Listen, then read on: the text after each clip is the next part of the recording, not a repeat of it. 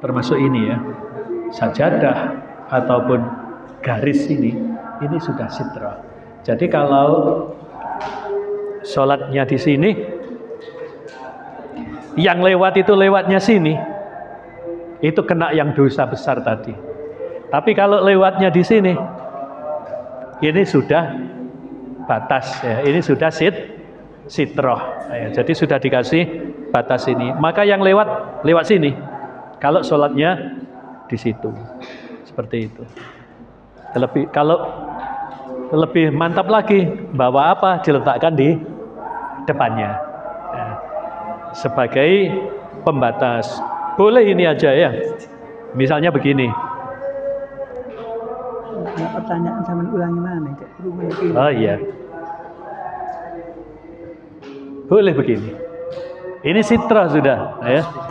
Ya.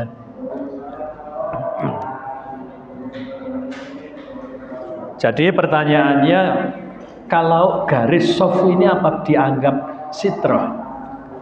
Kalau ini adalah pembatasnya soft, kan pengertian sitra itu adalah pembatas. Maka garis soft ini bisa dianggap sebagai sitra.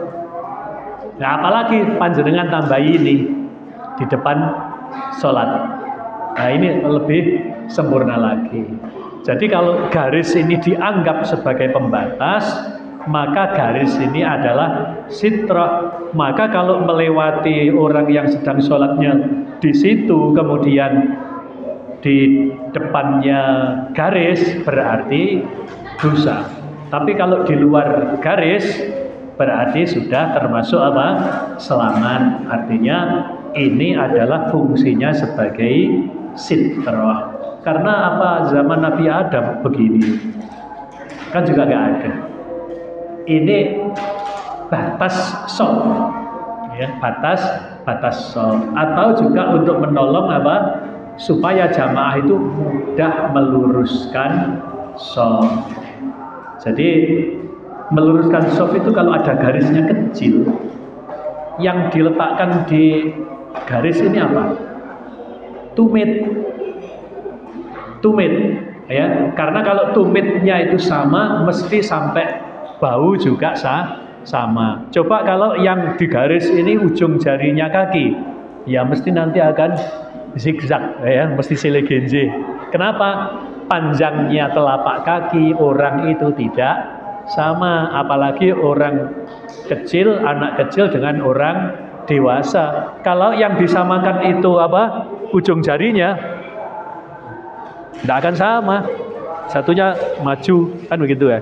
Apalagi ada yang gini, ada yang gini, ada yang gini ya. Maka tumit ya, jadi tumit yang disamakan. Dan meluruskan soft itu juga bukan hanya sebelum sholat, tapi meluruskan soft, merapatkan itu selama sholat. Jadi waktu sholat pun juga meluruskan. Itu pertanyaan pertama. Kalau ada berikutnya, monggo Ustaz Taufik.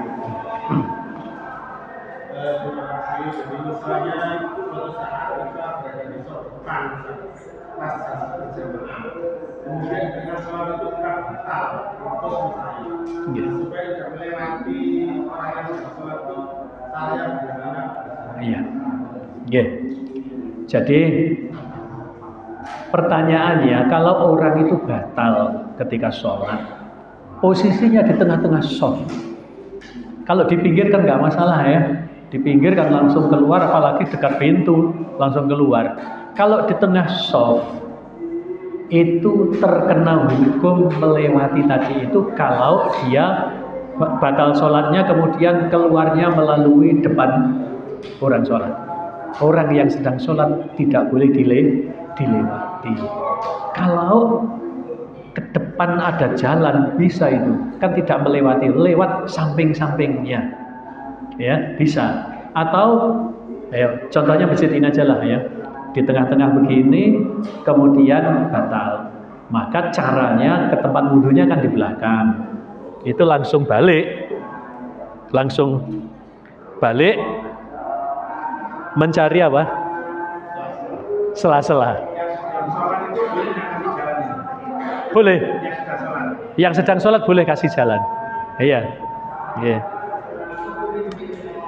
Jadi memang saling menjaga, ya. Jadi orang yang sholat tadi boleh bergeser memberi jalan orang yang apa? Yang mau wudhu tadi. Loh, Ustaz, kan sholat kok geser itu boleh. Sholat itu sudah saya jelaskan di Istiqomah ya. Sholat itu boleh berjalan. Ya, sholat itu boleh berjalan. Sholat itu boleh pindah. Lah, tadi itu yang satu kan meninggalkan softnya untuk berwudu, yang belakangnya langsung maju, belakangnya maju lagi, atau yang sampingnya geser. Jadi ketika sholat itu boleh jalan, boleh melakukan gerakan-gerakan di luar sholat. Jadi ketika sholat itu boleh melakukan gerakan-gerakan di luar sholat.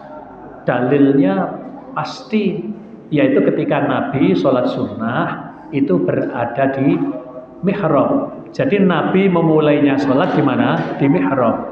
Maka Nabi melanjutkan sholatnya pindah. Nah itu artinya apa? Nabi kasih contoh bahwa sholat itu boleh geser, termasuk boleh memberi jalan orang yang sedang keluar tadi. Ini solusi. Justru kalau batal kemudian lewat depannya soft, ya contohnya itu ya, pintunya yang di samping, softnya yang di situ, langsung lewat pintu itu karena nyaman kan ya, ngelewati depannya orang-orang yang sholat, yang ngelewati berapa orang itu, nah itu tidak boleh. Bolehnya apa? Oke, monggo.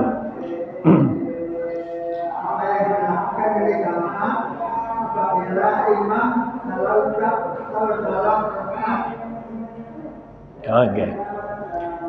Itu sudah umum ya. Kalau untuk laki-laki ucapkan subhanallah.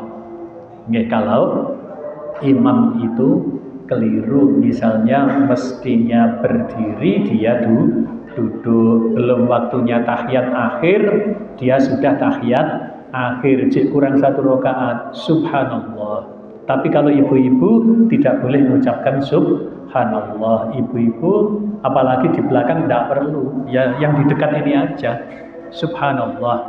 Ibu-ibu kan pakai tepuk ya, begini ya, tepuk apa, pahanya begini ya. Tapi karena ibu-ibu di belakang sudah ada bapak-bapak yang mengucapkan subhanallah, ibu-ibu tidak perlu semuanya serempak wah gitu ya. Tepuk semuanya tidak perlu gitu ya. Oke, ngaten Bapak ya. Monggo kalau masih ada yang lain. Dibiasakan kalau sholat jamaah itu tadi saya katakan supaya apa? Derajatnya itu 27. Ya, diantaranya apa? Tidak ketika qomat datang. Jadi memang sunnahnya itu jalan ke masjid itu pelan-pelan, tidak keburu-buru. Begitu dengar qomat lari, itu menyalahi sunnah. Ya, begitu dengar qomat lari atau jalannya cepat, itu menyalahi sunnah. Jadi tetaplah berjalan dengan tenang. Itu tata cara orang sholat berjamaah. Jadi kalau segera, ya termasuk anjurannya sholat Jumat itu apa? Fas'au ila dzikrillah wa dzarul bai'. Segera. Maka nanti kalau kita bahas ini pagi-pagi segera berangkat. Artinya pagi-pagi itu bukan kok isuk-isuk terus berangkat Jumatan, tidak. Artinya adalah menyegerakan. Supaya apa? Sunnah-sunnah itu semuanya dilakukan.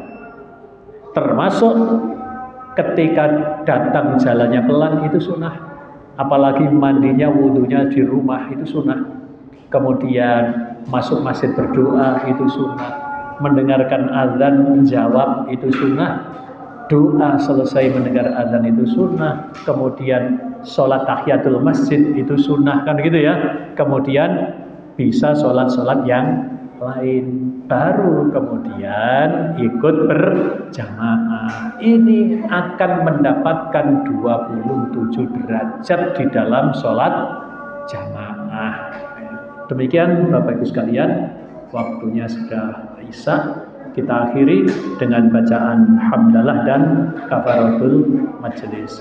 Alhamdulillahirabbil alamin. Subhanakallahumma bihamdika asyhadu an la ilaha illa anta astaghfiruka wa atubu ilaik. Wassalamualaikum warahmatullahi wabarakatuh.